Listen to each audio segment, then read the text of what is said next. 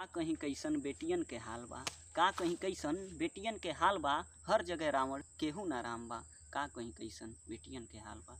नमस्कार, मैं कवि कमलेश कुसुम कुशवाहा आप लोगों के समक्ष आज के समाज में फैली कुरीति। आजकल नारी जात पर बहुत से अत्याचार हो रहे हैं।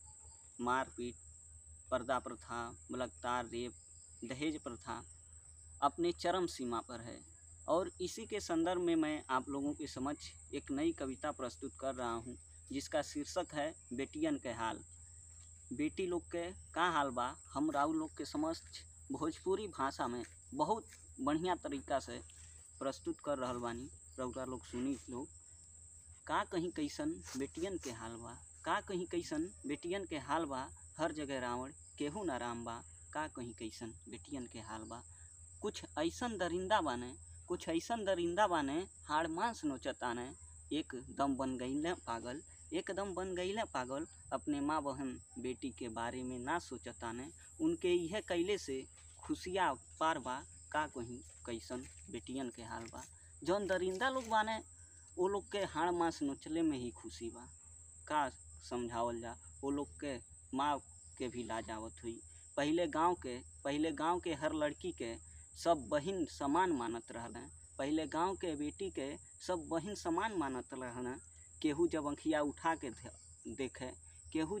उठा के देखे छरक के फेला धरत रहने। आजू तो भोलुआ के भोलिया से प्यार बा, का कहीं कैसन बेटियन के हाल बा।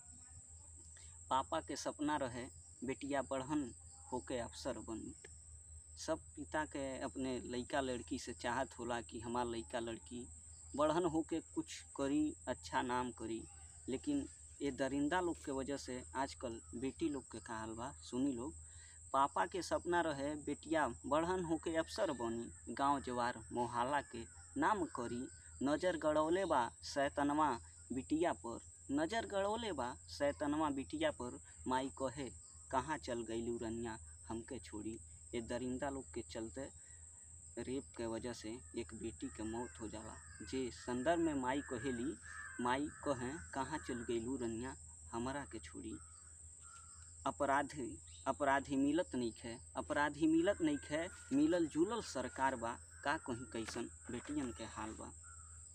ये में अपराधी के खोजत 2 महीना 4 महीना 2 साल 8 साल लग जाता। हमके लगेला कि ये में शासन प्रशासन के भी कहीं न कहीं हाथ बा। तो आगे सुनी लोग का बात बा। बेटी लोग के आजकल शिक्षा भी व्यवस्था बढ़िया से ना हो पावता। दुश्वार हो गईल बा आज के बेटियन के पढ़ाई। पापा भी मजबूर बाने कह देतने इंटर पास कराई। फिर भी डर डर ठोकर लगता। निमन बाउर लइका खोज देतने सगाई विदाई। यही से आजकल घरवा में अंधकार बा, का कहीं कैसन बेटियन के हाल बा। जौन बेटी होली लक्ष्मी कहल जाली, उनके शिक्षित भइले से 2 घर में रोशनी फैलेला। पहला जहाँ रहेली मायके में और दूसरा ससुराल में। लेकिन न बेटी ये दरिंदा के वजह से उच्च शिक्षा अच्छा ज्ञान नहीं प्राप्त कर पावतली, जैसे कि हर घर में अंधकार बा और हर घर में रावण बा। कहे के बा मायका में रहली तो माई बाबू के सेवा कैली। एक बेटी जब मायका में अपने घर रहेली तो का करेली सुनी लो। मायका में रहली तो माई बाबू के सेवा कैली। जहिया से चढ़ गईली डोली सजनवा के भैली। गृहस्थी के जीवन अभिन बीतल नाही, अब छोट छोट बाबू बहिनी के पलली। जब मायका में रहली तो सेवा कैली, जब शादी बियाह हो गए तो सजनवा के हो गईली। अभी गृहस्थी के जीवन बीतल ना, छोट छोट बाबू बहिनी हो गई न लोग। अब उनके पल्ले पोसले में उनकर समय बीतत। यही से कहल जाला माई महान बा, का कहीं कैसन बेटियन के हाल बा। यही से लोग माई के महान के दर्जा दिला। लेकिन एक नारी होले जब वो काली के रूप धारण कर लेले तो सारा रास्ता में आवे वाला लोग के सर कट जाला। एकरे बारे में सुनी जा।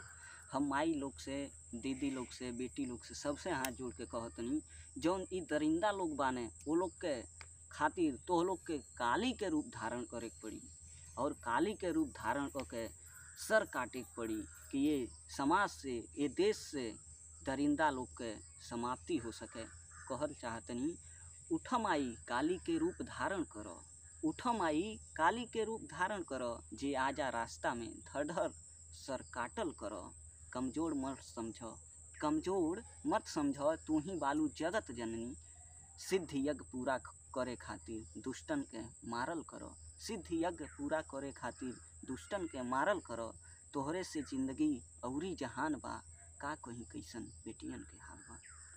लेकिन ये बात जहाँ तक कि लगता सबके बुरा लगी, लेकिन माफ़ करी लो, कुछ देश में पश्चिमी पाश्चात्य सभ्यता के वजह से भी देश में जौन ए तरह के अत्याचार बढ़ता, ओकरे पीछे जरूर पाश्चात्य सभ्यता के असर बा। कहल चाहब, माई बहन से भी निवेदन बा, माई बहन से भी निवेदन बा, छोट कपड़ा के परित्याग करो। माई बेटी से भी निवेदन बा, छोट कपड़ा के परित्याग करो। तू ही हऊ भारतीय नारी, तू ही हऊ भारतीय नारी। भारतीय संस्कृत सभ्यता के लाज रख। विश्व में आज भी भारत के सरताज बा, का कहीं कैसन बेटियन के हाल बा। नमस्कार। हमारे जय हिंद। हमारा वीडियो बनौले में विशेष सहयोग सतीश अशोक लोग के रहल, कैमरामैन अतुल उर्फ उमानंद कुशवाहा के सराहनीय सहयोग रहल। हम आप लोगों के समक्ष औरी ढेर सारा कविता लाए, जरूर सुनी लो, आगे सुनी लो।